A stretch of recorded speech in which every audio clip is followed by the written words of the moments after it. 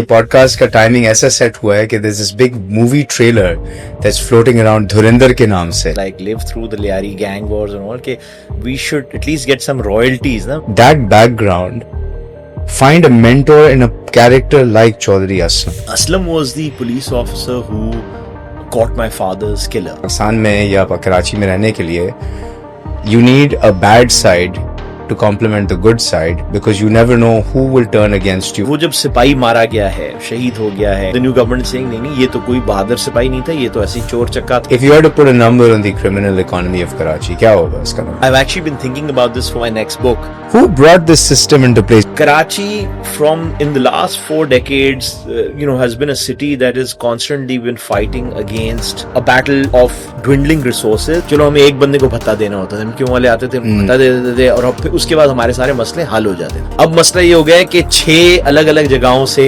पर्ची आ जाती है, फलाना भी कह रहा है, ढमकाना भी कह रहा है, रहमान डकैत जो है वही लियारी को चलाता है. लियारी का जो गैंग वॉर कल्चर बना क्यों था? Major port cities you always find कि जो डॉक्स वगैरह के जो इलाके होते हैं उनमें अक्सर क्रिमिनलिटी, बिकॉज एक तो smuggling, in many cases they would be women और they would be kids selling drugs. Let's say the top VC or top investor for something like this would have been, let's say, an MQM. So we did a very good job of breaking down those big Goliath organizations. The military dictator is using the MQM to sort of run and operate a city.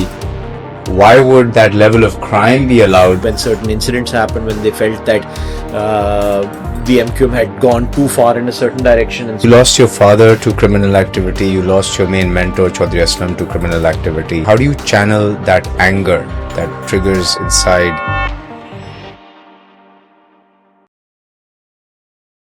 How big is the Karachi's crime market?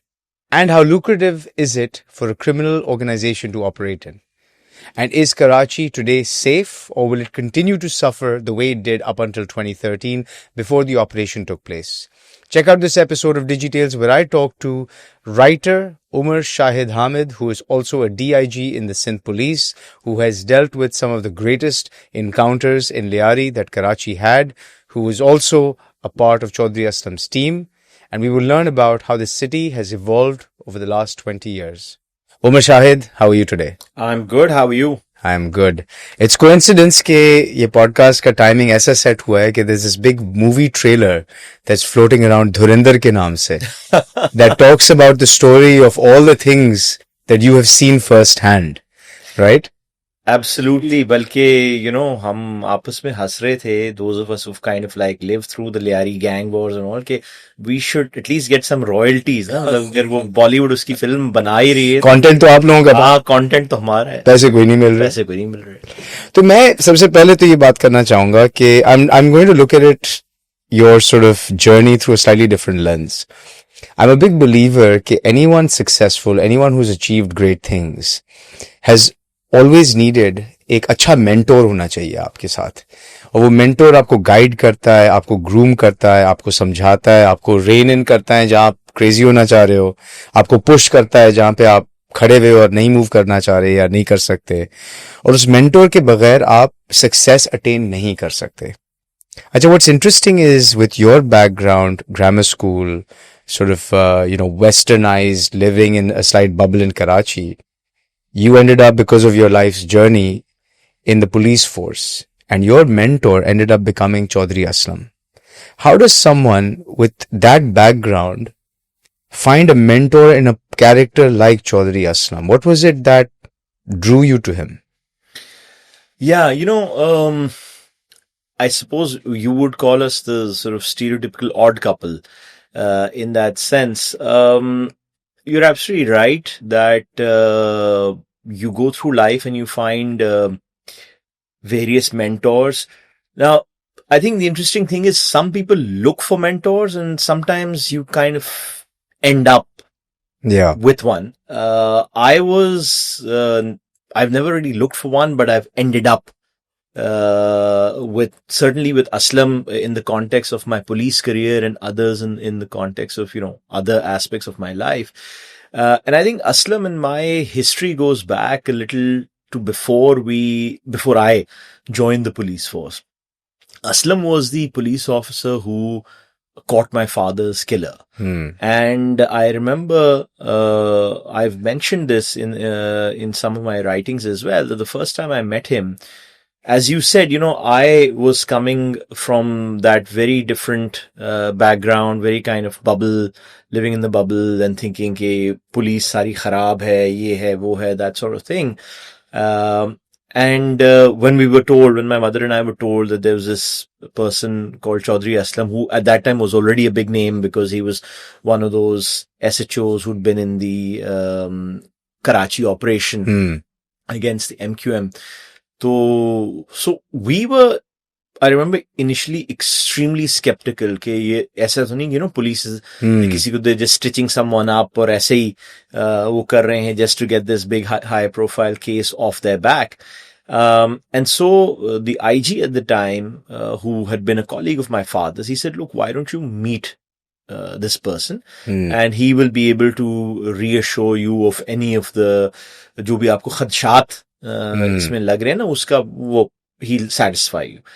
And so he came over to our house, and the thing with Aslam, and I guess why he kind of makes good copy, even in terms of cinematic viewing and all, is that he was always larger than life.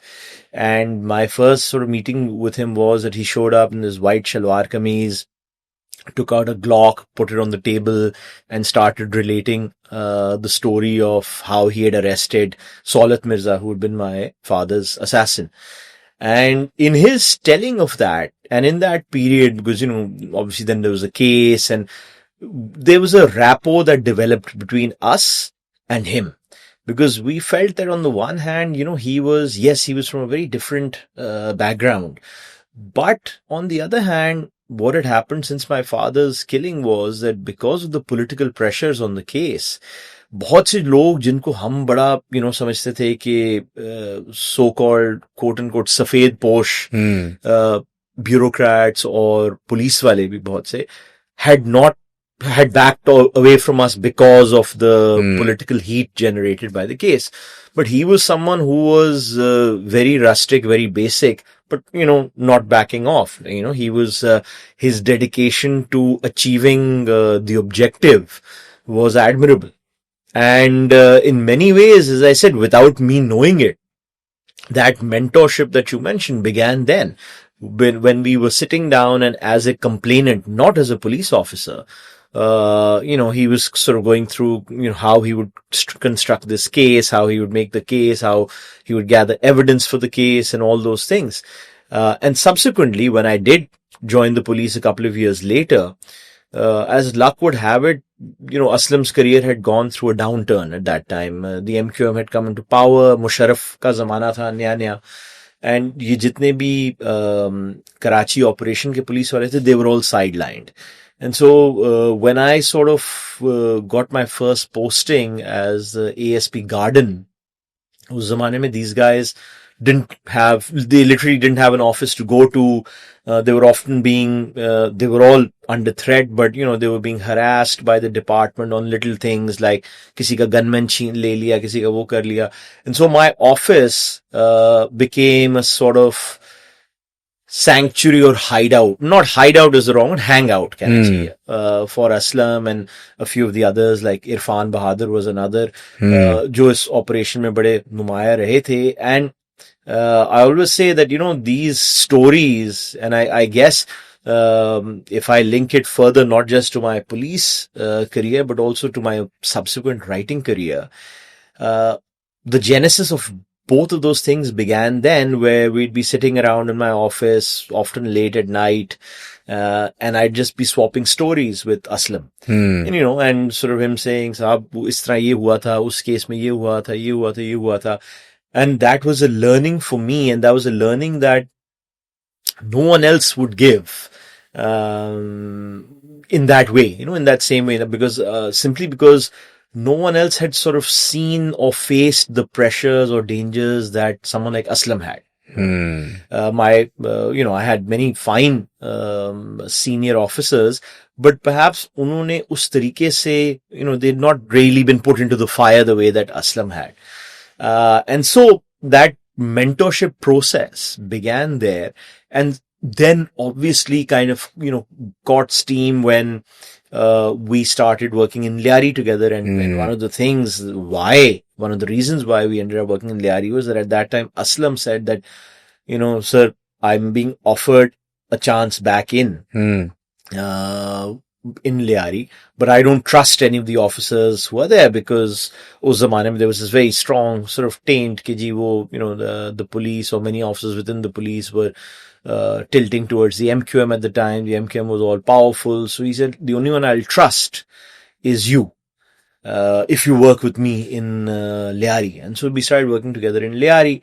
And there that sort of mentorship became very practical and, pragmatic. Okay, we're actually working together on raids or on investigations, or on just kind of, the whole act of taking back an area that had essentially, been taken over by militants or criminals, and with the police fighting back street by street.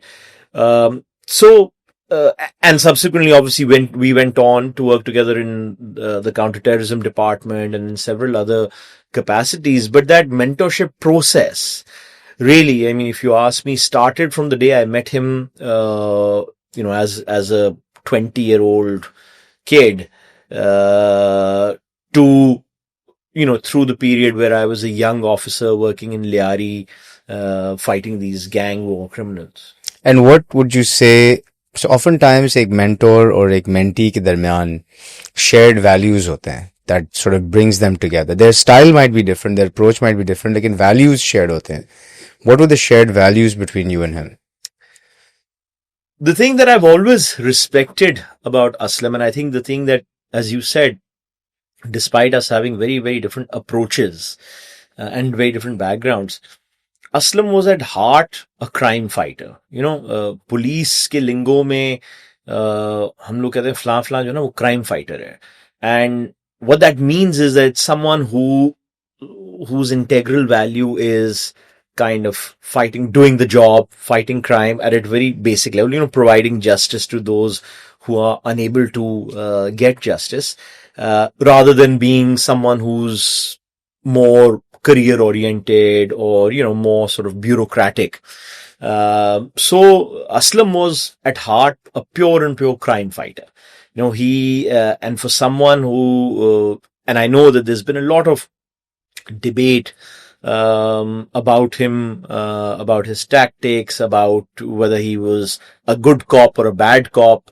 And, I'm not defending that, but, I will say this, that for someone as a police officer to take on one after another, and oftentimes at the same time, the biggest menace in terms of law and order and criminality in the 1990s, which was the MQM's militant arm at that time.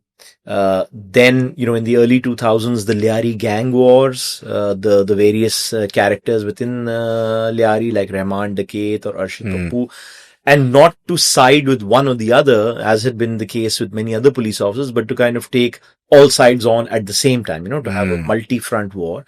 And finally, later on in the 2010s and all, right up to his death, the jihadists, whether it was Lashkar-e-Jhangvi, whether it was the Pakistani Taliban, to open up so many fronts, and just because, the state said, look, you've got to fight these guys, there's no one else to do it, to take on that. I know many police officers who backed off, who said, देखें हम अगर हमने MQM के against काम किया है तो हम जिहादियों के खिलाफ नहीं करेंगे.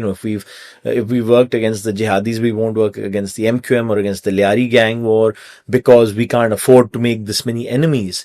But he never questioned that, right? He never questioned that fundamental principle, because he believed that was the only way to bring sort of peace or security to the citizens of this city. And so I think that was the biggest shared value that we had, that he had that unerring belief, these guys are breaking the law. So how does that, you mentioned that he was also labeled as a bad cop, ठीक है? ये contradiction नहीं है कि एक तरफ you're calling him a crime fighter. He clearly went after sort of the very difficult established issues, right, that a lot of people didn't want to touch. तो वो कर रहे हैं. At the same time, there's a label of him being a bad cop, and within the bad cop thing, I'm assuming कि extrajudicial killing भी आ जाती है, financial corruption भी आ जाता है, you know, excessive use of power भी आ जाता है, बहुत सारी चीजें आ जाती हैं. Yeah. How does a person live that duality, if that is indeed the case? कि यार एक तरफ you're actually ridding society of all these major issues, but at the same time, you yourself have a few issues to deal with. You know, I think this is a question that if we look at this city, and especially when we talk about the issue of policing in this city, it's the constant paradox, right? That if we look at the course of our lives, almost 40, 50 years, right? That's what we've seen. We've seen these cycles where various jinns grow up, whether they're militant arms of political parties or gangsters or religious extremist groups. They become uncontrollable, and then almost cyclically, the state launches operations against them, and those operations oftentimes take the gloves off, right? And those operations almost in every single case, in fact, I would say in every single case to date, then cause questions about methods. You know, has the state gone too far? Has the police gone too far? You know, who watches the watchman? You know, police ko kaun dekh raha hai? Are they abusing their power? And you will find over the course of these last 40 to 50 years, Aslam is one example. You know, you'll find others, Rao Anwar, you know, Farooq Awan, so many others who at various points in time had the same spotlight, you know, put on them. Ki bhai, yes, you've done good work, but, you know, there's a but, ... over there as well. And I think that's always been a balancing act. I would say this, I will not defend anything any kind of act of excess. But I will say this, that especially in Aslam's case, his circumstances and the fact that, as I said earlier, the fact that he took on these multiple fronts, kind of were special. And again, not offering that as an excuse, lekin when you are living in a day-to-day basis under those sorts of pressures, you know, like, especially if you look at towards, really not just towards the end of his life, but really all the way through, na, कि कभी आप, you know, one day you're in a posting and the government tells you कि जी आपने जाकर लियारी को साफ करना है, या आपने जाकर गुलबहार या नाज़माबाद को साफ करना है, and you're thrust into that role. 8 months, 9 months later, the government changes and they throw you out, you're suspended, you know, the government lodges FIRs against you because it's a different government. And you're on the run. The people who are around you, your colleagues and friends, are targeted systematically. And again, I say this across the board, चाहे वो लियारी वाले थे, चाहे वो जिहादी थे, चाहे वो MQM वाले थे, all of these elements are doing the same thing. Your personal life is extremely curtailed because of these crazy security circumstances. In Aslam's case, his house was blown up before he was killed. And it was just pure luck that his family and he survived. So, you know, उन circumstances में, it's not a normal life. And again, मैं कहूँगा कि, so I will give him that extra bit of leeway, because a lot of the other characters that you will see or come across over this, you know, 40, 50 year history of Karachi, who you can kind of put in the same boat. There were a lot of people who, जिन्होंने काम कम किए, अपनी बात या अपना जो है वो अपनी दुकान ज्यादा चमकाई, ये कह करके वो जी हमने तो ये, you know, we caught so and so and profited from that much more than any actual contribution they'd given. There were those who kind of absolutely set aside any kind of क्या कहना चाहिए, barrier कि नहीं, or you know boundary and said, you know what, we're going to do exactly as we wish. we're going to profit from this personally exactly as much as, we want to, and became millionaires and billionaires. So if you compare Aslam with a lot of those people, Aslam was no angel, but Aslam was he wasn't the worst of the worst either, he always remained within some kind of framework of the organization itself, as well as, some sort of wider societal framework. So what you're saying, as I'm taking it, is because of the way the system works. The system forces you to have a part of your career be compromised, whether it is through financial compromise, because what I understand is कि इदारा police जैसा है, और ये मैं I'll open it up and say सारे इदारे जो हैं, बल्कि मैं तो कहूँगा सारे बिजनेसमैन भी हैं इसमें, पाकिस्तान में या कराची में रहने के लिए you need a bad side to complement the good side, because you never know who will turn against you and how, given the changing nature or the volatile nature of our economic and political setup. And that's the way that we've made this world, right? And we've made it that way. We've made it that way. And as long as, what you're saying, as long as the bulk of your work is for good, it's okay कि यार थोड़ा सा side में हम जो कुछ भी कर रहे हैं, because we're doing it to protect ourselves when the winds change. I think, again, I will say that has to depend on a case-to-case basis, right? Aslam's life, if you look at it, had very, very specific and special circumstances. I will not offer that justification कि जी जो भी कुछ side में कर रहे हैं वो करते रहें, but unfortunately the way that and I will say this, that especially those of these officers who've kind of been involved very heavily in these police operations, right, over the last 4 decades and all, उनका जो जिंदगी का एक kind of वो बनता है arc, वो यही बनता है कि they are forced into this kind of balancing act कि यार we have to survive, कल को if we're out of this फिर हम क्या करेंगे, कैसे होगा, because the government is not going to own your action. The government today will own everything, and tomorrow they'll say यार आप तो हमने तो नहीं कहा था आपको कि ये काम करें. तो फिर आपको अपने पैसे भी चाहिए, वकीलों के साथ डील करने के लिए आपको अपनी सिक्योरिटी भी चाहिए, मतलब आपको फाइनेंशियल इंडिपेंडेंस चाहिए for that time. So I'll give you an example. Many times Aslam, since we're talking about him, had to support many of the families of many of his guards and gunmen who had been killed, right? And they'd been killed not for any other action, but just because they'd been part of an operation, a government-sanctioned operation. But when the tide turned, they were exposed. A police constable cannot get a security detail or whatever, तो वो बेचारा कहीं जाता, वो मारा जाता था. And literally dozens of Aslam's colleagues were killed this way. I mean, if there's a figure out there, there are something like 500 cops of all ranks who took part in the, Karachi operations of the 1990s. 490 or 495 have been killed. Wow. Something ridiculous. It's a ridiculous figure. And he would take care of their family. So अब वो जब सिपाही मारा गया है, शहीद हो गया है, and the government is, because it's a new government and the new government is saying नहीं ये तो कोई बहादुर सिपाही नहीं था, ये तो ऐसे ही चोर चक्का था, और ये तो हमारे कारकुनों के खिलाफ ज्यादती करते थे, etc. etc.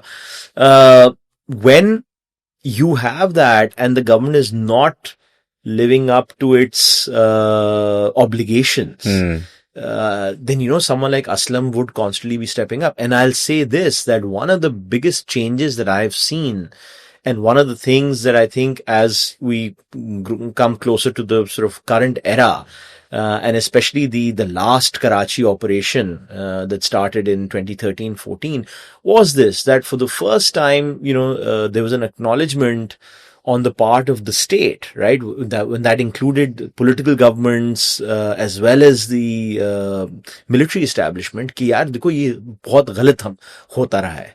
It's wrong that we can't abandon these guys on the field and back off. And so, if someone dies in the line of duty, he or she dies in the line of duty, and ये चीजें, there's no playing politics with this, right? And so you've seen that over the last probably 10-12 years, there's been a great improvement, and that's the biggest, I think, improvement that I've seen as as part of policing, as part of the policing culture in Pakistan, that this acknowledgement now is there. Nahi yaar, whatever it is, it doesn't matter कि you may not agree with the government of the day, कि आपको नहीं जी वो तो हम तो उस government की नहीं मानते, but these people who put their lives on the line.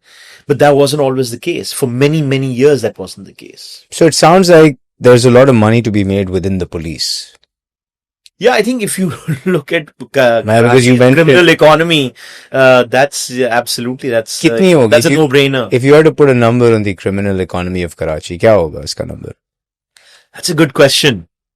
I've actually been thinking about this for my next book, which will look at sort of the underbelly, the economics of crime. the economics of crime. Like $5 billion? ज़्यादा होगा. We're talking annually. Annually. All crime. Phone theft, robbery. Yeah, I'd say targeted killing. somewhere in that ballpark. Somewhere in that. If you kind of, you look at vice, you look at proceeds of crime. I would even include the khal business. I would include Whatever. And Sab any kuch. kind of, shall we say, illicit activity. any illicit activity. Any illicit activity. Not tax chori, but other than that. Apart from kind of pure economic crime. I would say it's in that ballpark. So if it's a $5 billion business, who's the CEO? That again is, funnily enough, a question that I'm trying to work out as part of my next book. And the answer to that is it's not always clear. So it's a board. It changes. B, I think, we tend to look at it in terms of a corporate structure, right? So there's one person at the top and there's sort of a pyramid structure going downwards. But I think the other way to kind of look at it is as an entire economic system. And whoever comes into the orbit of that system kind of starts to adapt and evolve to benefit from that economic system. So I'll give you an example. For instance, like in Karachi, when the ANP, which is a KPK, always has been largely a KPK based political party, when they set up a base in Karachi, because of Karachi's very large Pashtun population, and when they got into all these fights with the MQM and other political parties in Karachi, the ANP followed the existing structure of sectors and units and bhatta, which they had never done in KPK. Like in their entire, I don't know, it's an 80-90-year-old party in KPK. In their entire history, उन्होंने ये काम KPK में कहीं भी नहीं किया था. कराची में क्यों किया? Because they understood that in Karachi, one of the underlying messages that's been there is कि जो blueprint बना ना, again, if we want to do it in corporate speak, the blueprint for success in crime, in Karachi, in crime, and I think in a wider sense, even in terms of politics, became that you had to kind of have muscle, right? So it wasn't enough to have good ideas. It wasn't enough to have organization or whatever. You had to have muscle, and the people with muscle would win. And if you had that muscle, not only did you get political primacy, but you got access to all of these other resources that then you could sell off, right? So whether it's the water mafia, there's a land mafia, whether it's, beggar mafia, koi bhi, jo hai, they say Karachi is a city of mafias. So you could, if you set up the proper infrastructure, you could plug in to that and benefit from that. Right? The Taliban are another, classic example. Ke otherwise they were always very, very doctrinaire and, very kind of orthodox and all that. But when it came to Karachi, they understood that Karachi had to be their cash cow for them. It had to raise revenue for them as a wider organization. And the way to do that was to take part in Karachi's existing criminal economic system, right? So whether that was that you would get into land grabbing, मतलब कराची वो जगह है जहाँ तालिबान भी जमीन Really? I didn't know that. land grabbing करते थे, भत्ता लेंगे, all of these things, and the sort of I suppose you should say the proof of the pudding in this was that I remember that there was a point. This is back when I was in the counterterrorism department, 10, 15 years ago, that repeatedly whomsoever the Taliban would send to be their head for Karachi, I think they had at one point 3 people in a row who all were recalled and subsequently executed in the tribal areas because of corruption. So they were sent this, कि भाई तुम पैसे कमाना है कर, and then it was found कि यार ये तो पैसे हमें कम कमा कर दे रहे हैं, अपनी जेब में ज्यादा डाल रहे हैं. So 3 guys in a row who were the Taliban amirs for Karachi got sacked and killed, executed for corruption because the organization said, "यार नहीं, this is they had their own theories of governance." The irony. But that's why it's less an organization, it's more a system. Which is why. Who brought this system into place? ये तो MQM लाया था ना system. So और क्या इसके पीछे लोग कहते हैं कि military ने उनको influence किया था कि यार ये system बनाना है, because it sort of mimics the military structure. नहीं, it doesn't, and that's why I say that it's kind of become a self evolving organism, because I think a couple of things happened. Karachi, from in the last 4 decades, has been a city that has constantly been fighting against a battle of dwindling resources and expanding, more mouths to feed, and, the pie is getting less and less and less. And no planning has gone into that because no ownership has been taken at a wider level, at a state level for the city. So that will always create opportunities for criminal enterprise, right? Scarcity hogi, पानी की scarcity होगी, ज़मीन की scarcity होगी, किसी और चीज की scarcity होगी. तो if the state is not there, mafias will always step up. The other thing was that for many, many years, while the MQM remained in its primacy, the MQM kind of superimposed a system of order onto Karachi, by its own muscle, that they were the primary this thing, and they created structures कि जी इसके तहत, चाहे dispute resolution हो, चाहे भत्ता collection हो, या जो भी हो. But as the MQM declined in the last 15 years and other rival groups came up, again, whether it was the Liari gangsters, whether it was the religious groups. So what we've seen in the last 15 years is kind of chaos, which is why I say that it's harder to point out कि नहीं यार वो सिर्फ ये बंदा है या ये है, because उस chaos में those mafias constantly come up, keep evolving. Those mafias understand कि अच्छा अगर स्टेट के स्ट्रक्चर में किसके साथ हमने प्लग इन होना है, और अगर X चला जाए तो Y के साथ प्लग इन हो जाना है. So that's why it's much harder. In a way, it was easier in the MQM's time to kind of pin कि नहीं यार देखो, they have this organized structure, and 80% of the issues are with them. So if you go to the source, you can you say that. You find a lot of Karachi businessmen talk this way. If you speak to them today off the record, वो कहेंगे यार वो उस जमाने में ना, चलो हमें एक बंदे को भत्ता देना होता था, MQM वाले आते थे, भत्ता दे देते थे, और फिर उसके बाद हमारे सारे मसले हल हो जाते थे.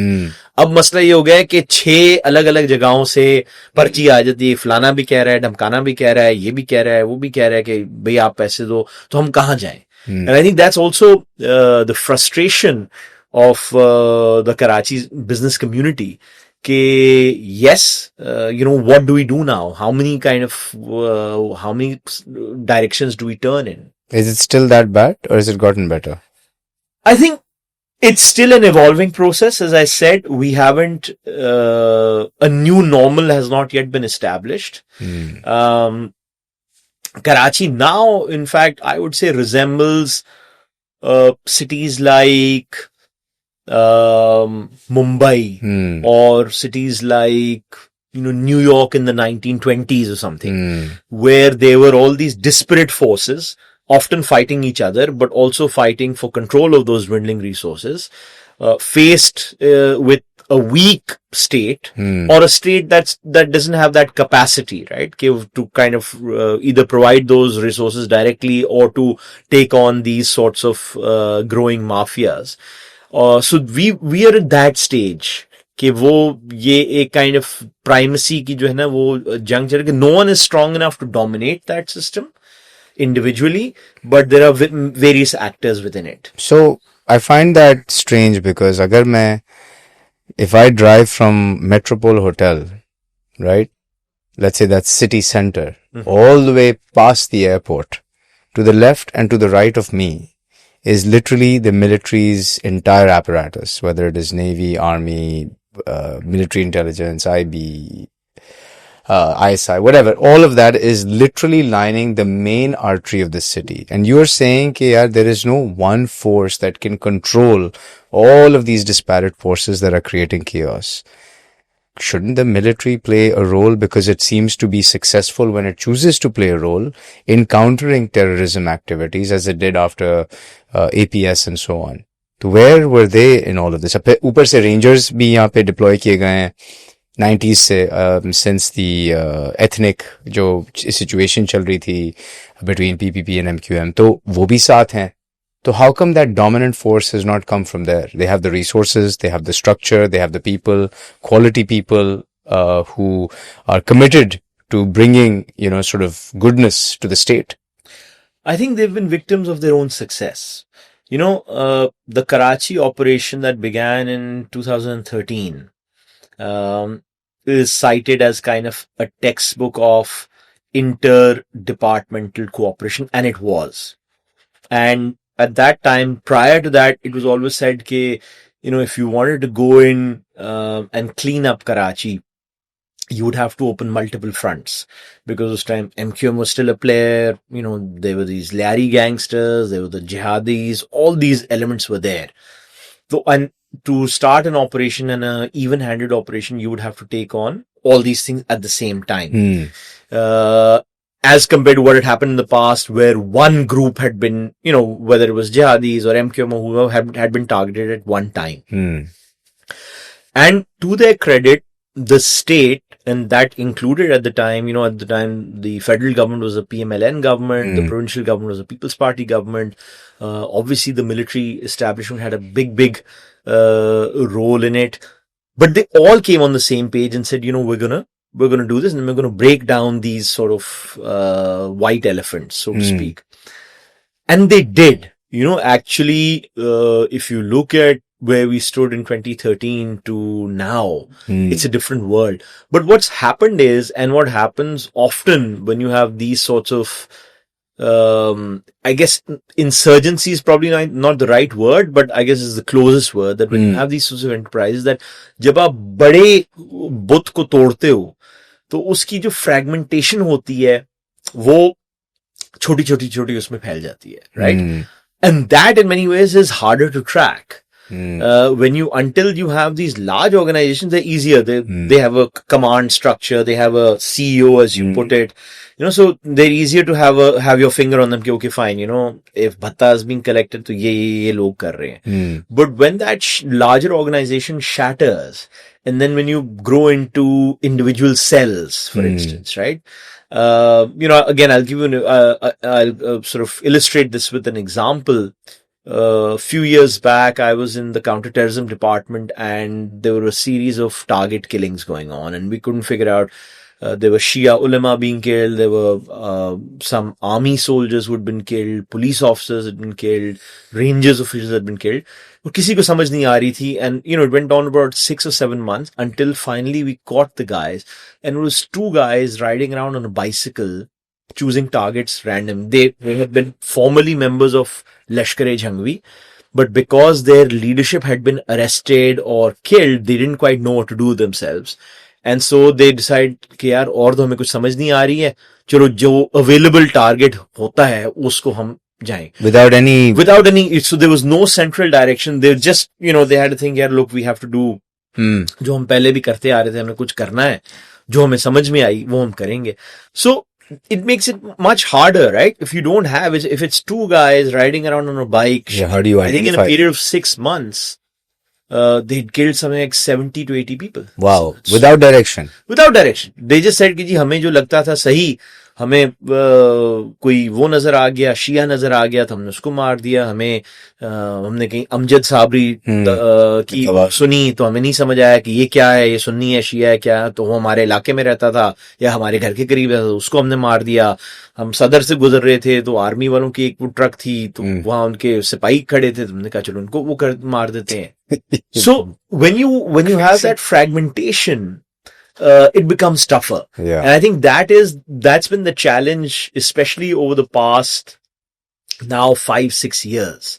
That when you kind of break up like this, there's no big fish anymore, right? There's a huge pond filled with thousands of little fish. And each fish has its own angle, has its own dynamic. So, you'll go after one, but then something else will come up and something else will come. So as law enforcement, what's easier to manage? The 1,000 little fish that you can maybe kill by poisoning the pond, or having 3 or 4 big fish? It's always, I would say, easier to manage with a handful of big fish, right? Because again, then they're big organizations within established command structure or control structures, and okay, who are the influencers in this, who aren't. So that's easier to manage. It looks from the outside like a bigger problem कि वो इतनी बड़ी organization है, but actually if you want to track it, if you want to prosecute it, if you want to break it down, that's easier. So if, let's say, I was to come back and look at that 5 billion revenue opportunity that Karachi has for crime, if I was to put it into a pie chart, what would be sort of the highest to lowest, top of mind segments of crime from a revenue perspective? Like, where can I make the most money in crime in Karachi? Wherever you have a scarcity of that resource. So let's assume land grabbing would be number one. Water. So water, the tanker mafia. Tanker mafia. So that would be a top 2. Then increasingly, क्या कहते हैं, petty crime. So again, cell phone theft and all. Like, if you can rent a handgun for, let's say, 10,000 rupees for the day, but you go on Madipur Road on the way to site and you kind of take 6 iPhones from 6 vehicles. That's great ROI. Right? That's great ROI. Which is an average day at times. So, if you break down the sale of those iPhones, आप लाख रुपए में भी भेज दें. हाँ, so for a 10,000 rupee investment on that day, what you've earned, let's say if you wrap it up to a lakh रुपए के भी उसको आप कैप कर देते हो, तो 90,000 का आपका मुनाफा आ गया ना सीधा दिन का. So this is part of the problem as well, that when crime and criminality becomes part of the culture of a place, then what you said earlier about why doesn't law enforcement or even the deep state or the security services crack down. But it's much harder, it's much easier, believe me, to take on a terrorist organization, right? It's much harder to kind of take these individuals when criminality becomes a culture in a place, right? Because if you're the guy who's kind of like, taking those looting those 6 iPhones a day, I can arrest you, I'll prosecute you, I'll send you to jail. But there'll be another guy on your street who'll say, yaar, ye not a bad business, right? It's worth the risk. अगर मैं इसको 2-3 महीने भी निकाल लूं तो मेरा इतना बन जाएगा. And so it becomes, the pattern changes and it becomes much more fluid. And is it happening at an individual level, or organized? Or let's say I take 10 employees and I say, here's 10,000 rupee ke daily guns. Go and generate 6 iPhones for the day and come back and we'll give you a fixed income or sort of a rev share model or something like that. I think those models are fluid. I think in certain criminal industries, one should call it, you need centralization. For example, which one? Like I would say something like land grabbing, I assume. Land grabbing या water mafia वगैरह में ना शायद आपको centrality चाहिए होगी. लेकिन for kind of like street crime, You don't necessarily need that. Yes, obviously, it helps, if you can, but I think it can be a hybrid model as well, right? कि कुछ independent actors भी बहुत से हैं और mini groupings भी बहुत सी, but again जो मिनी ग्रुपिंग्स भी हैं वो उस लेवल की नहीं है जो कि पहले होती थी, right? So you haven't reached that scale way you could say कि जी वो रहमान डकैत जो है वही लियारी को चलाता है और सब कुछ जो है, you know, all the gun running and the drug trafficking coming in from Balochistan is directed, you know, you get Rahman Dakait and you can cut this down by. It's not like that anymore. It's not like that anymore. So And that's the challenge I think that we face and that we have to adapt to. That it's a different, Karachi's in fact become a city of small mafias. What about the drugs and the gun running and the car snatching and the kidnappings? That part of it, that's not top revenue generator anymore? It is, again, as I said, you know, it follows the rules of economics, right? So where there's a market, so as long as there'll be a market, for instance, for stolen motorcycles in Balochistan, you will have motorcycle theft will be a massively incentivized in Karachi, right? Because it's right next door. अगर उसका आप reverse देखो तो we talk about this illegal Irani diesel or Irani petrol being brought in from Balochistan, right? Smuggled in and then sold in Karachi. तो जब आपकी market है इतनी बड़ी, with so many millions of cars on the road and everybody looking to cut costs as far as petrol is concerned, तो वो चलता रहेगा. So, it's, you know, mafias follow the rules of the fundamental rules of economics, right? So then if I was to make another pie chart, right? तो एक तो let's say हमारी revenue generation हो गई. Let's say if I look at it from sure, there are very keen mob accountants listening to and, you know, sort of making these pie charts, how we can maximize revenue and what's in corporate speak. What's the low hanging low. You can sort of see Liari gangsters making these presentations. The spreadsheets in their AI. But on the other side, so if you look at it, on the other side, you have the investors or the venture capitalists who fund these kinds of return opportunities, right? Or अगर आप 90s में देखें, 2000s में देखें, let's say the top VC or top investor for something like this would have been, let's say, an MQM with my, just assuming. Today, who would you say are the top sort of players who would want to invest in this kind of activity or are currently operating? That's less clear. Because वो fragmentation हो गई है. Fragmentation, and also I think what we collectively have been good at, and I think that's where I think we need to kind of, as, and when I say we, I mean the entire kind of law enforcement and security apparatus. What we need to, so we did a very good job of breaking down those big sort of Goliath organizations. But I think there is a requirement to adapt now, because right now, what I feel, the feeling I get is that we've been we do a lot of firefighting. And another thing that plays a huge part in this is the growth of media, right? So, you know, आज से 20 साल पहले जब media spotlight इतनी ज़्यादा नहीं थी, so you could perhaps avoid the noise and stay focused on, okay, you know, I'm going after something bigger or whatever. But now, if you are forced to chase every media story, right? कि वो फलाना लुट गया, ये हो गया, वो, and you know that the media often, you know, sells on sensationalism as well. So when you have that environment, and that's, by the way, true the world over, right? It's not just a Karachi problem. It's anywhere in the world. You go to, everyone is facing the same thing. I mean, you have the same issue in London, for instance, with the mayor of London constantly saying, you know, crime figures are down, but public perception being that everyone is being robbed at knife point on Oxford Street, right? तो वो यहाँ आपका वही वाला मसला है. So that doesn't help. And so what, as law enforcers, what you end up doing is you're doing a lot of firefighting.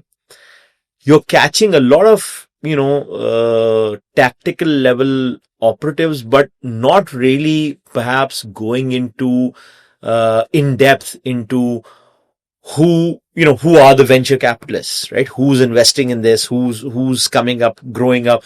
Us par I personally feel that the level of research and analysis that we should have done, we have not yet done. And why is that? Because there's a resource I issue. think again, it's the modern day kind of media cycle, the modern day this thing where if I was a senior police manager, what I want is that जो दो तीन media highlighted चीजें हो रही है ना, let's say a journalist has been robbed in North Nazimabad. I need that case solved, right?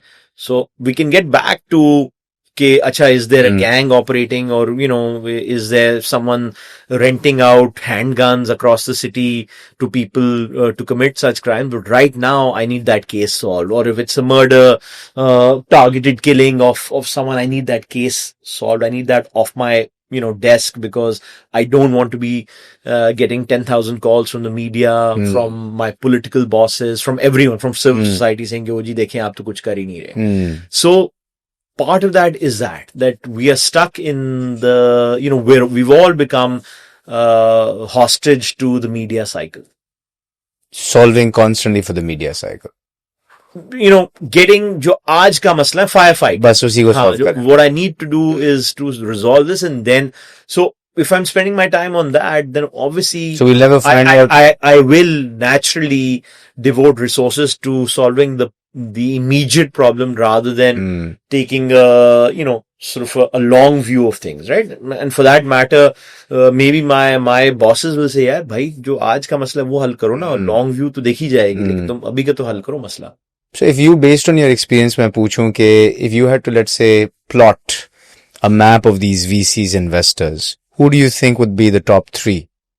Based on just your knowledge, is it political parties? Is it deep state? Is it individuals? Maybe you don't have to pinpoint any specific one, but directionally, who do you think would be the top three that are financing a lot of the crime in Karachi?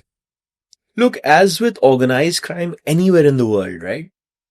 It will always be individuals. Now, those individuals, and this is the sort of playbook for organized crime. Those individuals will identify opportunities. They will then see, to optimize those opportunities, what do I need? What connections do I need to make? Where do I need to invest in? Whether it's in, people on the ground, whether it's in, corruption in government offices, in the police, whether it's connections at a higher level, at a political level, or whatever. But वो काम हमेशा individuals करेंगे. They will co-opt all actors with them if it suits their purpose. But that, the drive will, again, in purely economic, free market theory, that drive will come from individuals. And would those individuals be sitting inside large institutions, or are they free of those institutions? Or they have protective cover within those institutions? Again, when you look at organized crime, when those individuals identify an opportunity, at times they can be sitting inside an institution, at times they can be sitting outside, but they can co-opt an institution as well, right? So that's the oldest playbook in the world. Organized crime, you can co-opt institutions. And are there prominent individuals like that you can think of right now? Off the top of my head, no. And as I said, because I'm writing this book, and in a way I've come back to writing about Karachi after a while. First 3 books were very much about Karachi. And then I, for the last 3 books, went into, expanded into other areas. And so I decided to come back to the topic of, Karachi, because when I'd written my first couple of books, it was now almost something like 15, 16 years ago. And the landscape has changed tremendously since then, right? And which is why I thought that writing a book again about the underbelly of Karachi would be interesting now, because for me, for me, I would be looking at a lot of what I thought was the established norms from 15, 16 years ago and revisiting that. See, does this still hold true? So that's actually a process that I have been doing. And so I don't, off the top of my head, I don't have a name for you, X hai, Y hai, who is the new kingpin or, the emerging kingpin. But it's, that's part of what I'm looking into. You mentioned MQM a lot. And MQM has been woven into the fabric of Karachi since, let's say, the 70s. ठीक है, थोड़ा सा अब कमजोर हो गया, it's fragmented, whatever. Help me understand how the MQM was able to get away with so much under the patronage of a military dictatorship. Because technically, if the military dictator is using the MQM to sort of run and operate a city, why would that level of crime be allowed to proliferate? That then had the impact up until 2013, at which point you said, nahi yaar, bas ho gayi hai, we need to turn this around. Matlab, was it to that point the individual who sought the patronage of an institution to continue their activities at scale? Is that what happened? Or was it something else? I think And the individual there being Altaf Hussain, obviously. the MQM story has evolved over the course of its history, right? And I think that what is important to acknowledge is that the MQM, when it came about, uske jo initial genesis tha, ya jo demands, the underlying arguments were genuine arguments, right? There was seats for students in the university. There was a genuine feeling that Correct. the Urdu speaking were marginalized. Larger population of Sindh, and especially in Karachi, were being marginalized, right? And that kind of provided the raw material for the party to take off. Now, yes, it was incubated under a military dictator at the time, to whom it suited, whose purposes it suited, having a party like the MQM. And this was Ziaul Haq. Ziaul Haq.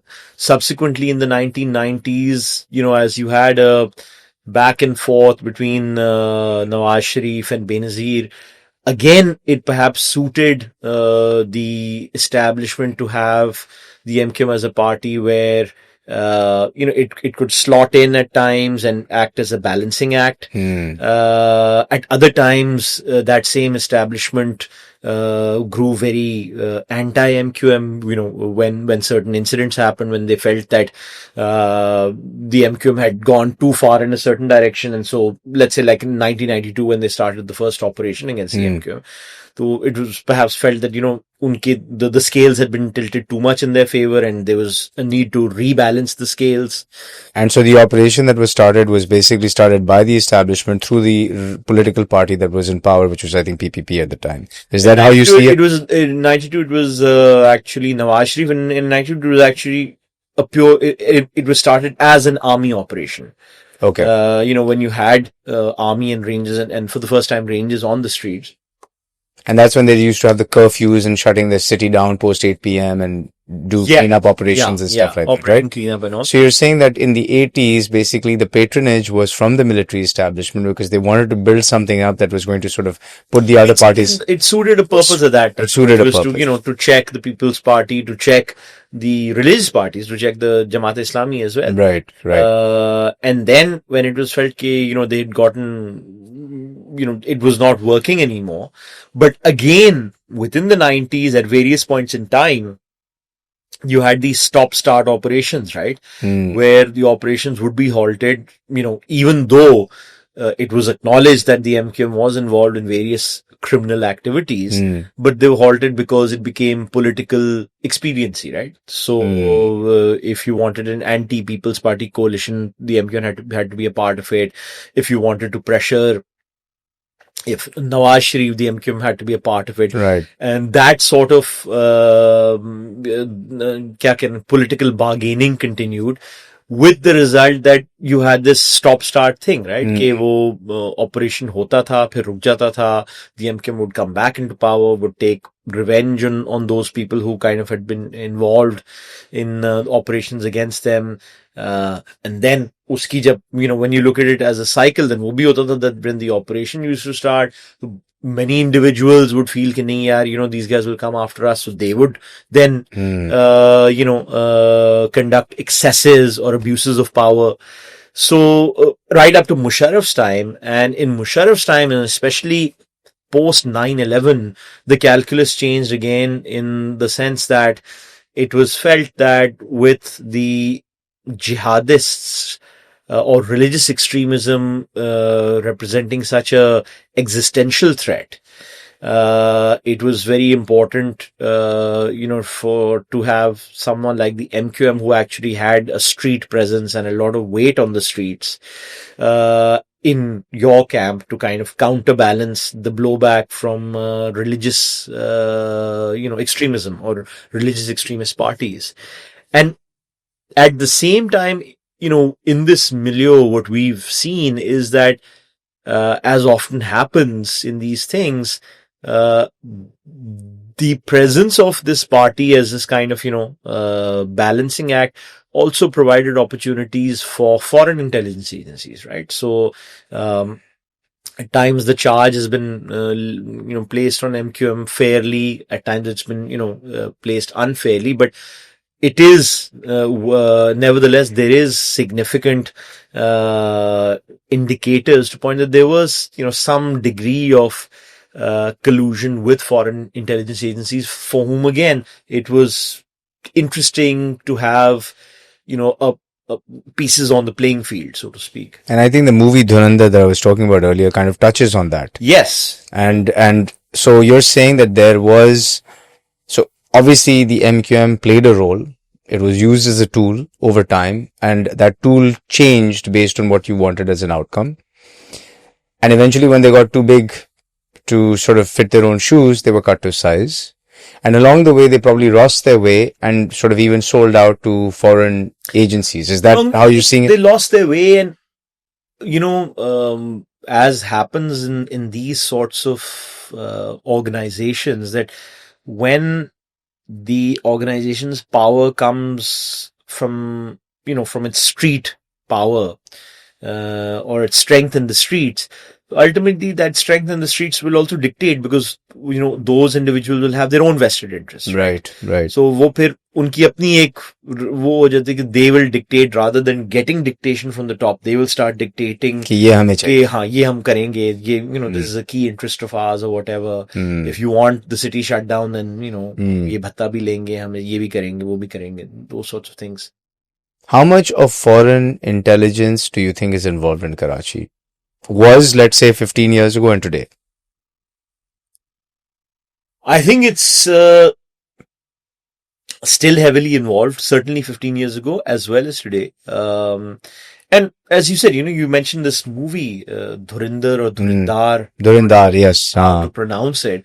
But essentially it is this sort of, telling, I would say it's essentially the Indian sort of establishment owning up to the fact that, yes, this was a legitimate tactic that we used to kind of foment unrest or, a breakdown of law and order in Pakistan's biggest city, right? And you find examples of this over the years fairly consistently, and for that matter, in various organizations, not just the MQM. Did you ever come across a foreign operative in your time? I did. There were several instances, several cases where, I can't divulge them for security purposes, but it was very clear that, individuals had been given tasking. And as I said, it's not just the MQM, to be fair, it was across the board. Individuals had been given tasking either to collect intelligence or to carry out targeted killings of people in Karachi. So Pakistani nationals were given tasking? Yeah. By a foreign intelligence, and that obviously being India. Yeah. Interesting. And so how would they identify who to give the tasking to? Based on your sort of reconnaissance or whatever? Again, based on in the case of the MQM, based on those individuals within the MQM who had in the late 1990s, early 2000s gone for training to India. So they had, they'd gone for training, really? Gone for training to India.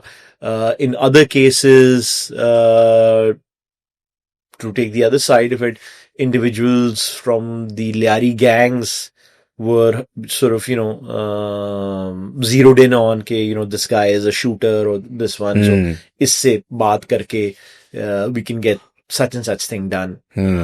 Other organizations, some of the fledgling Baloch organizations as well, and where the Liari gangs come into it because they, being ethnically Baloch, many of them had contacts with those Baloch organizations. So it's pretty clear that it was not restricted to one party. It has been pretty much an across the board thing. And as I said, I mean, अब तो it's not a case of us saying it, ना. अब तो मतलब film बना रहे हैं, हम खुद मान रहे हैं हम करते थे. So yeah. इसमें I'll come back to Liari as well. You've talked a lot about Liari. Liari का जो gang war culture बना क्यों था? मतलब what led to that creation? I understand कि eventually it was just decimated and पूरी operation हुई थी उसके खिलाफ. But what led to its creation, and how does law enforcement prevent that from happening ever again in any part of Karachi? So the genesis of Liari is interesting because Liari again kind of, it was always a rough area of Karachi, right? Even if you perhaps go back to the 50s or 60s, which is the so-called golden period of Karachi, Liari was always the slightly rough area. Ab theek hai, it's not the Liari of the 2010s where you had people with AK-47s and severed heads playing football with severed heads. But उस जमाने में भी जो भी criminality होती थी, whether that comes from the fact that because Liari was close to the port, so in major port cities you always find कि जो docks वगैरह के जो इलाके होते हैं उनमें अक्सर criminality, because एक तो smuggling का एक वो बनता है. Plus I think in Liari what happened over the years was that a culture developed where a culture of criminality developed, right? So if someone was selling drugs, you would have people who were selling drugs who had been arrested for selling drugs 30 or 40 times. But they would say, bhai, this is our occupation, right? Like if they were to fill in a social security form anywhere else, they'd say, occupation, drug dealer. And in many cases, they would be women or they would be kids.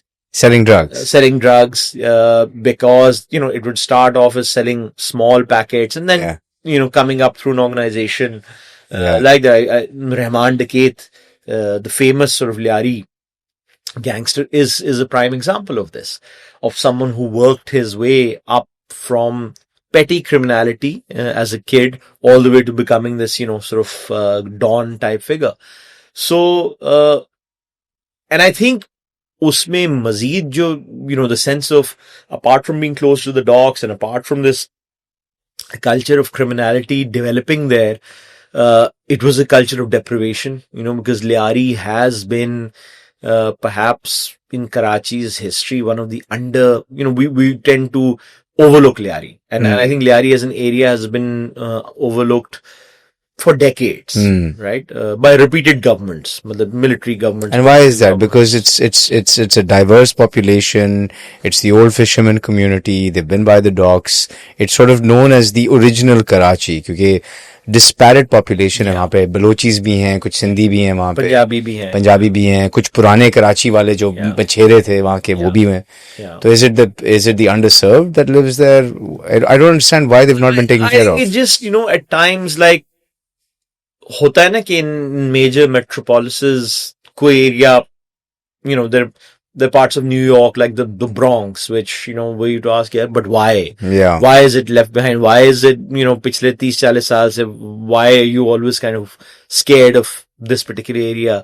That's a combination of socioeconomic factors, cultures of criminality growing up over there, and really kind of politically, I think in Liari's case, what kind of really accelerated its downward spiral was the martial law years under Zia, because of course Liari was a bastion of the People's Party.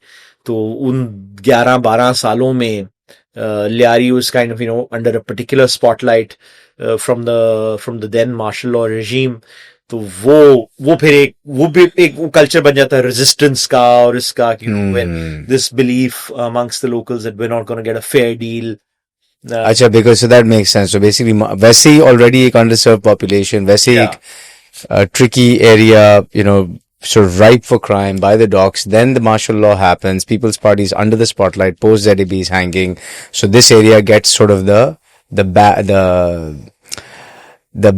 side of the whole situation. And then that group of people who were growing up at that time grew up with a mindset of resistance. Yeah. And you saw that materialize. So many of the, when the Al Zulfikar organization was formed, to carry out various sort of, attacks against the Pakistani state, a lot of its members from Liari. Overwhelmingly, I think, its members were from Liari. So that, So there's a historical element. It wasn't suddenly कि यार 2000 जाके सबको guns पकड़ा दी. नहीं. And so and वो भी जो guns पकड़ाने वाला था, that was also reflective of general trends in our society, right? Right. From the 80s onwards, the Kalashnikov culture entered Pakistan as a whole. Because of the Afghan war. Because of the Afghan war, because of these, weapons flowing through. And so, Liari went from knuckle dusters and daggers, knives to pistols and AK-47s, and just like every other place. And then what? Just concentration Liari mein zyada hai na. And then what led to the sort of the exacerbation of that in the mid 2000s that led to this situation from, let's say, 2006-7 all the way to 13? I think main चीज जो थी वो क्योंकि वो भी एक just sorry to cut you, but वो भी एक dictatorship का era था. वो उसकी dynamics, उसकी जो the blow up of Liari, I think are kind of again in two phases. One that it became a turf war. So as the monetary and economic interests grew, from selling small pudiyas of chars or whatever to heroin to arms trafficking to whatever, जब उसकी scalability आना शुरू हुई तो rival gangs emerged. If Rahman worked under someone, he decided, now I'm going to challenge this one. If I remember correctly, he used to work for Haji Lalu, who then broke away, and Haji Lalu became his opponent. So, just like criminalization in Mexico or in Colombia, right? जब drug cartels इस तरह बनते हैं. So वो आई, and then it coincided with the period where, as you said, it was another military dictator. But that military dictator had kind of put his chips on the MQM. And for the MQM, again, there was no, from a wider political point of view, there was no upshot to Liari, because Liari remained a People's Party bastion. The MQM, who had suffered this sort of thing through the 90s of, being labeled a militant organization, and then that label being taken off, were also very keen to say कि आप लोग हमें बुरा कहते हो, यहाँ इस शहर में और बड़े इस तरह. So there was, I think, certainly a thing to kind of bring to the forefront the doings of the criminality of the Liari gangs, so that it wasn't just, when you spoke about Karachi, it wasn't just के यार it's MQM की वहाँ बदमाशी चलती. It suddenly became कि नहीं, वो तो लियारी वाले भी बड़े बदमाश हैं, and in many ways वो MQM से दो हाथ आगे हैं.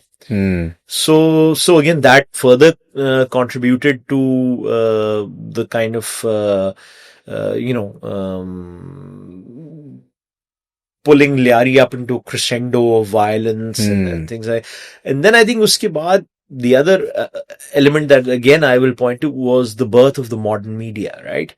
So like when I was posted in Liari as a town police officer there in 2005-06, that was the first 2-3 years of channels, right? Abhi ARY, Jio, abhi nikla tha. Almost every day you'd have some other channel coming, kabhi KTN, kabhi, koi Punjabi channel, etc., etc., etc. And everyone was chasing a story. And at that time, Liari made great copy, right? Because there were shootouts going on, and between the gangs and the police, between this. There were 2 or 3, in fact, more occasions where, you could catch a live shootout. So it was great content. It was great content. So that's also why I think you will agree that for Karachiites, Liari, I mean, I've met so many people subsequently who kind of say, at that time, Lyari was just riveting. Yeah. Personalities. It was actually Yeah. this Medellin Yeah. life in Karachi. So wo Lyari became copy, and I think the gangsters recognized that, and they played up to that. They played to the gallery, so to speak. So they became these sorts of figures के अगर चौधरी असलम ने कोई बयान दिया लियारी पर तो Uzair Bloch या रहमान डकैत would give a counter statement almost as if they were larger than life characters. So all of these factors contributed to Lyari becoming the way it did. And what about a character like a Rao Anwar that operates in the city? Because on one hand you have capital punishment, and then on the other hand you can have an individual who can sort of take down criminals of a certain size and stature. If the state does not perform its duty and sort of impose the right kind of penalties on criminals, and be that penalty capital punishment, then should there be operatives like this individual who can sort of exercise certain decisions that will benefit society, perhaps, but it's also criminal at the same time. Absolutely. So I think Rao Anwar is the ultimate cautionary tale of something starting out perhaps with a positive intention and going down a very, very slippery path. Whose intention was it? Again, Rao Anwar, if we speak about Anwar specifically, Anwar was a creation from the days of the MQM. At the time when you couldn't find police officers willing to take on the MQM, Anwar was one of the few who did. Now, subsequently, Anwar benefited on a personal level and a reputational level massively from that, right? And that being in that position enabled him to, make fantastic contacts as well as a lot of money and all that. And the problem that you will always have is that when you have when we talk about extrajudicial encounters, right? Police encounters. उसमें मसला हमेशा ये होता है, and recently I was reading something about the Mumbai police and it's, fighting the Mumbai underworld, and actually it's very eye-opening to find that the dynamics are exactly the same. Certain individuals, when the state is faced with a problem that seems, to not have a solution, कि यार एक शहर में आग लग गई है, ये है, वो है, certain individuals will come to the fore. The state will kind of say, कि यार, the gloves are off. And they will then start a very, very aggressive policy that often leads to things like extrajudicial encounters.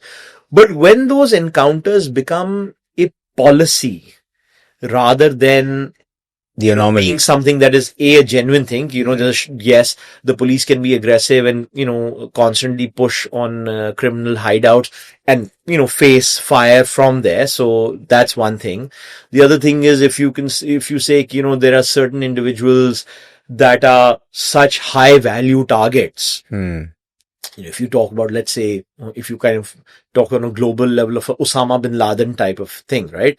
Where you say, the sort of targeting of such an individual is, uska itna koi benefit hai, wider benefit that it justifies that.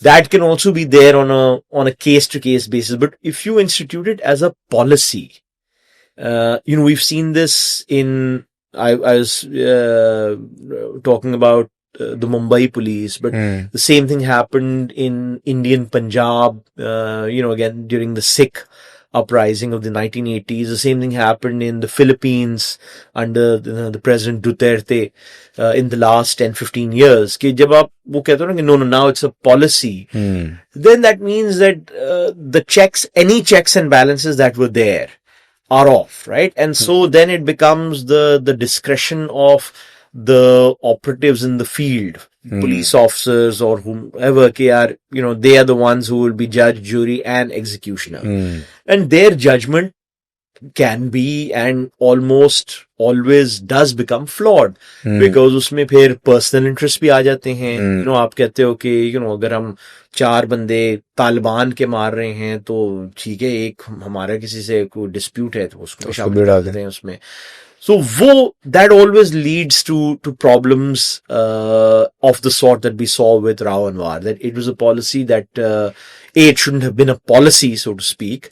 Until until the point that he was kind of like doing these things at a at a level where it was more live or more spontaneous or organic. That's different.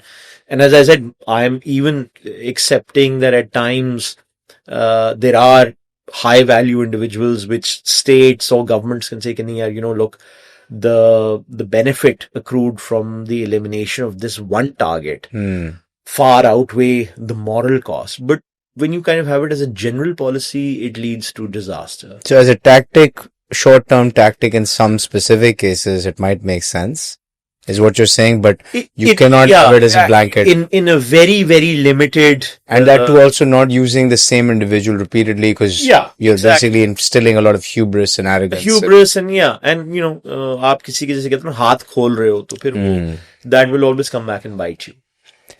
Do you think that you mentioned the Taliban also? Is the right-wing Islamist sort of hardcore terrorist angle eliminated from Karachi, or is it still hanging around? I think it's gone down a lot.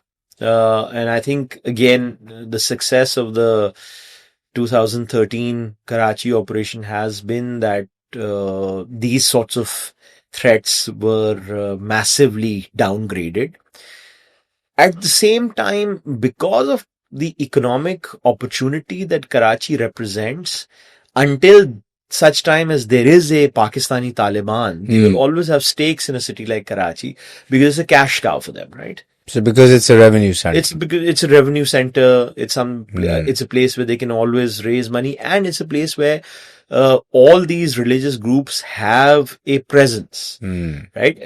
Historically, if you again go back to the 80s, at the time when Karachi was the only international airport, when you had all these international jihadists going, to fight the war in Afghanistan, coming from Somalia and, Saudi Arabia or wherever, Jordan or wherever, everyone passed through Karachi, which is why you had the growth of the big seminaries in Karachi, and, which is why you find that every single religious extremist organization has a toehold. Chalo, foothold to main nahi kahunga, but toehold in Karachi. So, us wajah se, it'll always be, it'll always represent an opportunity for these groups. You lost your father to criminal activity. You lost your main mentor, Chaudhry Aslam, to criminal activity, and you lost a lot of comrades along the way. How do you channel that anger that triggers inside when you sort of initially thought about it? I'm sure you've dealt with it in different ways, but how did you channel that anger over the years? I think anger is probably not the right term. I don't think that there's anger, but I think when you kind of go through trauma of this nature, and especially if you're in a profession like mine, I think what does happen is that after a period of time, you have survivor's guilt. Right, because you see so many colleagues or loved ones who aren't there anymore, but you are there.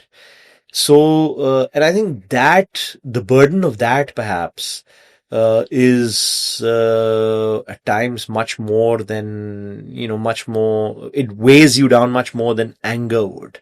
One of the ways that I've always tried to channel it was writing. Right, so I was not a writer. I always say that whenever I'm asked, I was not one of those people, but I sort of stumbled onto that. And as I started doing it, I found that it was a way of perhaps, this may sound very grandiose, but a way of perhaps honoring those people, writing about them, shaping a narrative about those people who weren't there anymore, or the struggles or the times that they lived through. And I think it just became became nahi kehna chahiye, is a cathartic exercise of, just focusing on something positive rather than focusing on negative things. And when you write, you've written these wonderful books. Have you ever thought about turning them into, video content? Because there was some chatter about you putting out stuff on Netflix and producing something. Absolutely, That seems to have stalled. I've always felt that I've been the sort of writer who, some writers that you read, and I'm sure you'll agree with me, are not visual in that sense, right? Yeah. They write to be writers. I've always thought that my work was quite visual, so it's very adaptable in that sense. The themes it has and the way it's written and all that. And I have also, unlike other writers, some writers don't like going towards, the world of transforming their work from a literary work into sort of more mass market stuff. I've always welcomed that. We did. I was very fortunate that we've been in talks. I'd given the option for my first book, The Prisoner, to a production house. They spent a very long time, and I really sort of liked their vision of what they wanted to do. They spent a long time trying to find a partner, an international partner, because they felt, and I agree with them, that, these were the sorts of stories that if you want to highlight Pakistan in all its sort of glory, its, the talent, the creativity, plus the amazing stories that come out of a place like Pakistan, these were the books to do it with.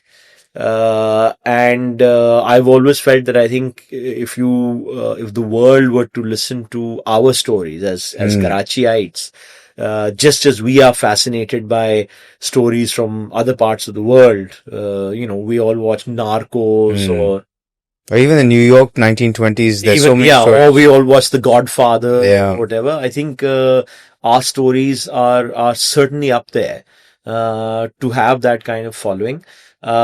We were very close to kind of securing a deal with Netflix. Unfortunately, we'd gotten some very sort of big name producers. I won't, mention them because those producers and all may not sort of have be comfortable with that. But we'd gotten them on board. The problem came, I think, from two sides. One is that there is almost certainly, and I used to doubt this when I was first interacting with people within the the world of production. They used to say that there's a bias among streaming services against Pakistan, and that's not because it's against Pakistan. It's because those streaming services look at the Pakistani market through the lens of India. So their regional offices and all are in India. The people who are going to make the calls on what to buy or not to buy will be sitting in India. And it's not even that those individuals have a bias, but they are often strong-armed by the Indian government to say, look, don't pick up Pakistani content. Right. And because they're based there, they kind of, they're hostage to those dynamics. Right. And this is exactly what has happened, with my book, The Prisoner, as well. That when, there was an expression of interest and there was movement on that, unfortunately, it came up against the sort of political realities that we have at the moment, where on the Indian side, the government and the BJP and parties related to the government sort of saying this thing, it's not going to happen. Yeah, it's not going to happen. So I think that's it's unfortunate, because I think that's all on them. I think there's a lot of content of all sorts that is in Pakistan that should be highlighted, that probably is worthy of being up there with anything that's coming in from anywhere in the world. But we're kind of stuck in this conundrum that until and unless these streaming services, the Netflixes and the Amazons or the Apple TVs will not start seeing Pakistan just through an Indian market lens, and see it on its own as kind of a market of whatever 250 million consumers, we're gonna come up with this challenge. So what's the next chapter looking like for you over the next, let's say, 2 years? You're writing a new book on I'm Karachi. writing a new book. I'm increasingly getting into writing screenplays. I think there is, as with every challenge, there are opportunities. I think that the local market now sees opportunities in terms of creative content to do stuff that's different. That's not the stuff that perhaps they've done over the last 15, 20 years. So I'm very much interested in that. I'm working on a few projects within that space as well. So yeah. Best of luck. In my spare time, I'm still a police officer. So last question. There's been a lot of hype recently in the news about these traffic cameras everywhere, right? About challans going crazy and people like getting insane fines, right? Is there a benefit to having a smart city apparatus to all of the crime we just discussed? Do you think that all of that apparatus is good to be able to reduce that level of crime, or is it just sort of a media play on traffic violations? I think ultimately, as with every major city in the world, you have to move towards these sort of smart policing solutions, right? The problem or the challenge currently is that while there's been such a lot of hullabaloo about e-challans and all, and part of that comes from of course, people not having faith in the system, and B, actually there being people who are able to hijack the kinks within that system, right? So I received a notification on SMS for an e-challan. And I actually have sent a message to my colleague, the DIG traffic, that listen, is this from you? Is it from your setup or not? Because, people have given stories about how these messages are sent out and the minute you click on the link, it kind of hacks into your phone and stuff like that. So that's the only challenge that's there. I think there's nothing wrong. It should be increasingly a technology-based solution to these sorts of policing problems. Just as long as the technology doesn't get hacked by third parties. One thing you would fix about Karachi, the one thing, if there's only one thing you could fix, what would that thing be? Cleanliness. I think first impressions are massive, and I think you have to look at it from the point of view of someone new coming into Karachi, right? And you fly into any place in the world. You fly into Lahore, you fly into Beijing or Tokyo or wherever else. Just as you fly into those places, it gives you, as you fly into any, metropolis, it gives you that sort of feel of it being scrubbed and feeling new. And I think Karachi, you fly in and it gives a very unflattering look.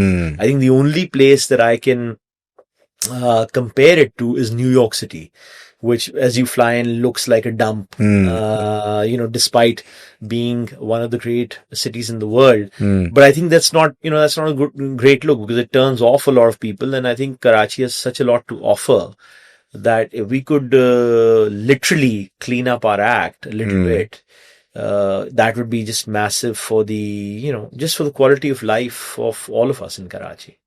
And one group, organization, party you did not mention much or at all was the People's Party. How come? Because in the entire sort of landscape that you painted, even though the People's Party has been in power in the province for the last almost 20 years, I think 17 odd years, you didn't bring much about them, with the exception of, let's say, the mid-80s, when Liari was sort of the guard of the People's Party. How come? How is that? People's Party doesn't have a role in Karachi? No, they do. But, we've focused on on organized crime. And obviously there are various governance issues that are highlighted everywhere. Right. And I think the People's Party itself would also say, acknowledge that they've been the party, I think, in power now for the last 15 years or longer. 2008. And, those governance challenges are there, and they perhaps have not been able to meet them in the way that would be ideal.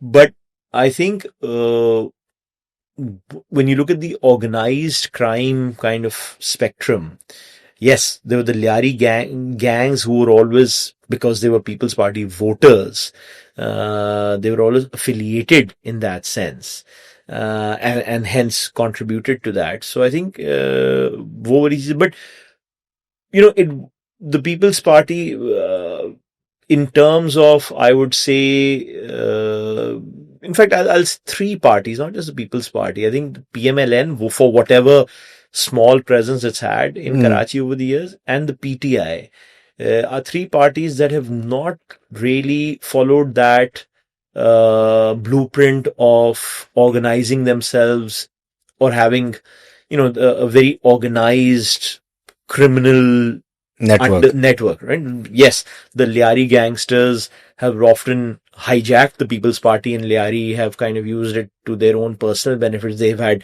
personal relationships with leaders within the People's Party. That's absolutely there. But it's the way that the way that you see the ANP or the MQM or things like the Sunni Tehreek, smaller parties like that, or MQM Hakiki for that matter. That pattern is not there when it comes to these three parties. Why do you think that is? I think it's just that these three parties have been more traditional political parties. And as I said, they have governance issues. They may have issues of allegations of corruption and all that. But वो जो उस तरह की street criminality की जो बात है ना, muscle, political street muscle, वो perhaps these three parties have not kind of needed to operate in that way or wanted to operate in that way. I'm not sure. You'd have to ask them whether it's by design or by accident. But they haven't. There is a difference. But neither of them had the dominance that the MQM had. And what you said earlier is to dominate in Karachi, you need that street presence. Which is why I think that these three parties have kind of not been able to perhaps establish themselves in that same way, right? Now it's a moot point to see whether that theory of politics in Karachi is correct or not, because we've never really challenged that theory, right? It's become the accepted norm for the last 30-40 years. Right. You have to follow that MQM style of management if you want to dominate politics in Karachi. And no one's really challenged that. We haven't seen that come up. Perhaps because these parties have had more limited ambitions in the city. The PMLN or the People's Party perhaps are satisfied with getting 3 or 4 seats in Karachi rather than, having a bigger part of that calculus. Perhaps that's the case. But so they've not felt the need to do that or not been able to. Again, it's either or, right? क्या वो कर सकते थे? Could the People's Party have that sort of footprint in Karachi the way the MQM did? It could have it in certain areas like Lyari or Malir or whatever, but could it do it could it do it to scale? Maybe not. Interesting. Thank you so much, Umar. This was really interesting. I really enjoyed the discussion. Great chatting with you. No, I appreciate all the detail, and I wish you all the best for not just your book actually. I wish that your book, The Prisoner, makes it to the screen, because I think that's a story that we all need to see being told. From your lips to God's ears. That's absurd. And thank you all for tuning into DigiTales. Like, subscribe, comment, kijiye, and let us know who you'd like to see next. Bye-bye.